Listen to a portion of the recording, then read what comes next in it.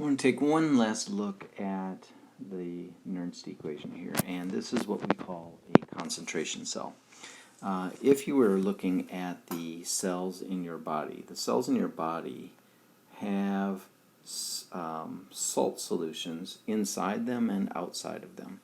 Inside the cell, we see a sodium concentration of about 12 millimolar, while the sodium concentration outside the cell is about 140 millimolar.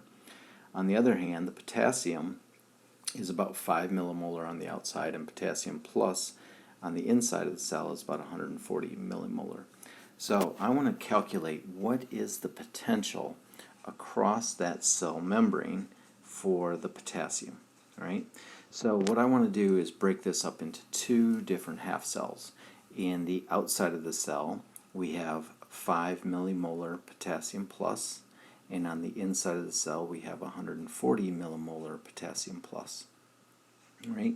So when we think about this, which way will the electrons want to move from one potassium electrode to the other potassium electrode? Right? So if I think about what I want to have happen here in these two solutions is that ultimately we'd like to see these two solutions become equal in concentration. Right? So in order for that to happen, we could either have the 140 ppm or 140 millimolar K plus become solid potassium and thereby decrease the K plus, or we could have solid potassium become K plus, and that would increase the 5 millimolar to something more closely equal to the 140 K plus. Well, in fact, both of these half reactions are happening simultaneously. In the 5 millimolar, we are taking solid potassium and we are converting that into K plus. In order to balance this, we have to have an electron on the product side. Over on the inside of the cell, the K plus is becoming potassium. In order for that to happen, it has to be gaining electrons. If it's gaining electrons, electrons must be moving toward that potassium. And that means that this potassium on the outside of the cell, on the left-hand side here, must be giving up electrons in order for that to happen. So our flow of electrons is from left to right. We have the anode, which is where oxidation is happening, and we have the cathode, which is where reduction is happening. Right? So that's what our cell looks like. So now, ultimately, what we have going on is the K plus for the 5 millimolar solution is going toward the, I'm sorry, let me strike that here. We have K plus for the 140.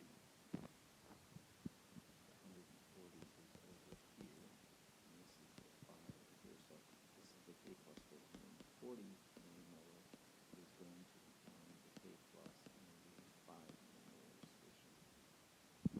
So I can now calculate an E for this. E is equal to, E, not E0, is equal to E0. But in this case, E0, the potential for the reaction on the left, if I were under standard conditions, is equal to a positive 2.931 volts. So this is a positive 2.931 volts, and the reaction as written over here is a negative 2.931 volts. Okay? So when I add those two half reactions together, I find that the E0 is actually 0. Positive 2.931 minus 2.931.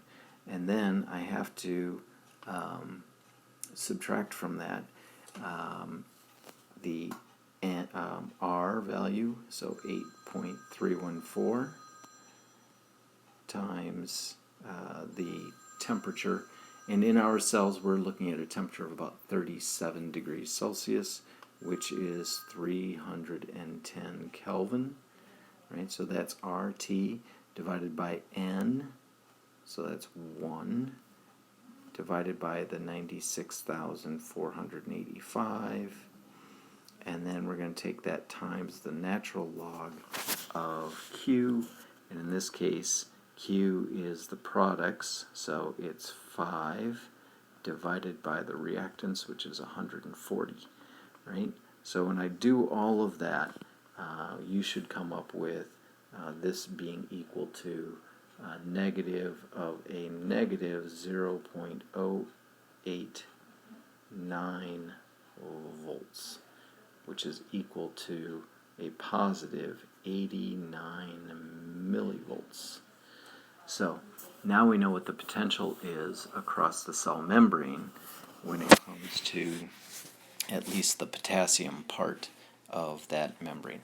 Again, this is referred to as a concentration cell, where your E0 is going to be equal to 0 because you've got the same stuff on one half reaction as you have on the other half reaction.